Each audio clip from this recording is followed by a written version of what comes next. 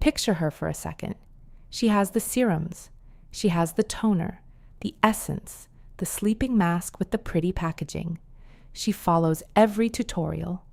And yet, when she looks in the mirror some mornings, her skin still looks tired, slightly irritated, somehow older than it should. She assumes she just needs one more product, one more step, one more fix. But that is rarely the real problem.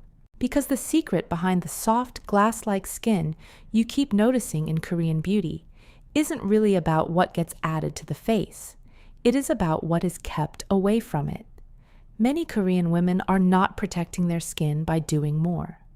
They are protecting it by refusing certain small habits that most people repeat without ever questioning them. Habits so ordinary, so automatic, that almost nobody thinks of them as damage. But your skin remembers everything that touches it. And some of those things are quietly aging your face faster than any missing serum ever could. This video is going to walk through what Korean women rarely, if ever, let near their face. Some of it will surprise you. And the very last one isn't really about a product at all. It's about something so small and so invisible that almost no one names it. Yet it might be the most important habit on this entire list. So stay with me, because by the end, you'll understand why your face can feel tired even when your routine looks perfect on paper. Let's start with the obvious one, because it matters more than people think. Hands that haven't been washed rarely get permission to touch the face. Think about your own day for a second. The train handle, the elevator button, the phone screen that goes from your bag to the table to your cheek during a call. All of that gets transferred the moment your fingers brush your jaw or rest against your chin while you're thinking. It feels harmless because it's invisible. But your face is not just skin. It is a surface, and surfaces collect whatever touches them. Before cleansing, before applying anything, many Korean women build a quiet pause into the routine, a clean hands first habit, so that nothing from the outside world gets layered onto the face before the actual care even begins. It is such a small shift, and yet it changes the entire starting point of your skin's evening. The second thing rarely allowed near the face is heat. Specifically, water that is too hot. It feels good in the moment, almost like a small reward after a long day, the kind of warmth that makes your shoulders drop.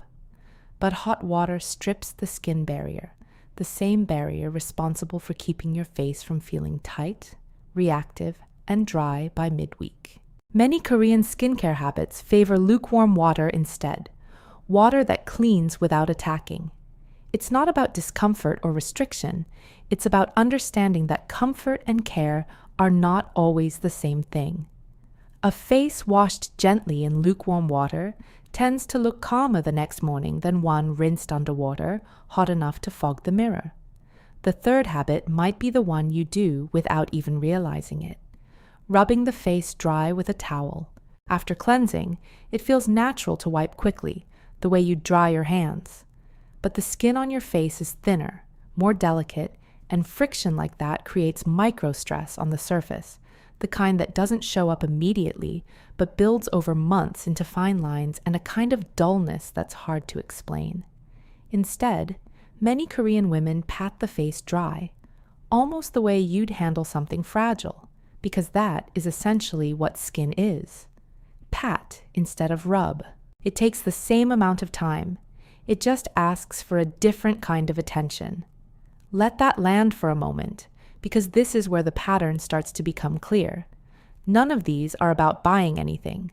They are about touching your own face the way you would touch something you actually wanted to protect. The fourth thing rarely welcomed onto Korean skin is harsh physical exfoliation, the rough scrubs with visible granules that promise instant smoothness. They can feel satisfying, almost like proof that something is working. But that same roughness creates tiny tears in the surface of the skin, openings that invite irritation, redness, and a barrier that struggles to repair itself. Many Korean routines favor gentler exfoliation, used less often, with ingredients that dissolve buildup instead of scraping it away. The goal was never to feel like you were doing more work. The goal was a face that didn't feel raw afterward. The fifth one is something almost everyone has done at least once, and most people have done 100 times without thinking twice. Sleeping in makeup. It happens on the nights you're exhausted, the nights you tell yourself you'll wash your face in 5 minutes and then wake up and realize you didn't. It feels like a small mistake, a one-time thing, but the skin doesn't know it was just one night. Pores stay congested. Oxidation sits on the surface for hours, and the skin barrier doesn't get the chance to actually breathe and repair while you sleep, which is the one window of time it relies on most. This is part of why many Korean night routines treat cleansing as non-negotiable, not as an optional last step before bed, but as the actual beginning of rest. Removing the makeup is removing the weight of the day, literally, off your face. By now, you can probably feel the shape of the idea. It was never about adding the right serum. It was about not letting the small daily things quietly undo whatever care you were trying to give yourself. Which brings us to the last one, the one I promised would be different. Korean women rarely let stress touch their face. Not stress as an emotion floating somewhere in the background, but stress in the literal physical way it shows up in your hands. Think about how you actually touch your own face during a hard day. Pressing fingers against your temple while reading something upsetting. Resting your whole palm against your cheek while you scroll.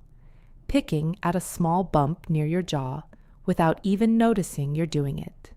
Pressing down hard while applying cream because your mind is somewhere else entirely. None of that is gentle. All of it transfers tension, heat, bacteria, and pressure onto skin that is already trying to recover from the day. The way your hand moves when you're anxious is rougher than the way it moves when you're calm, even if the product underneath your fingers is exactly the same. This is the real, quiet thread connecting everything on this list.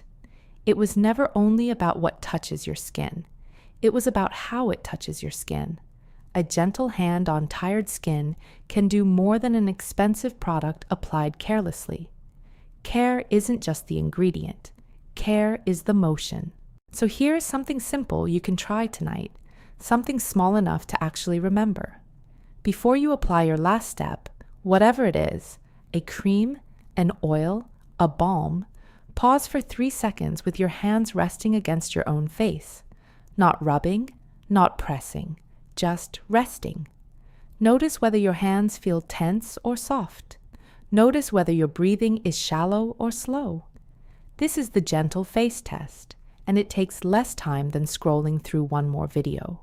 If your hands feel tight, that tightness has probably been landing on your skin all day without you ever realizing it. The shift isn't complicated.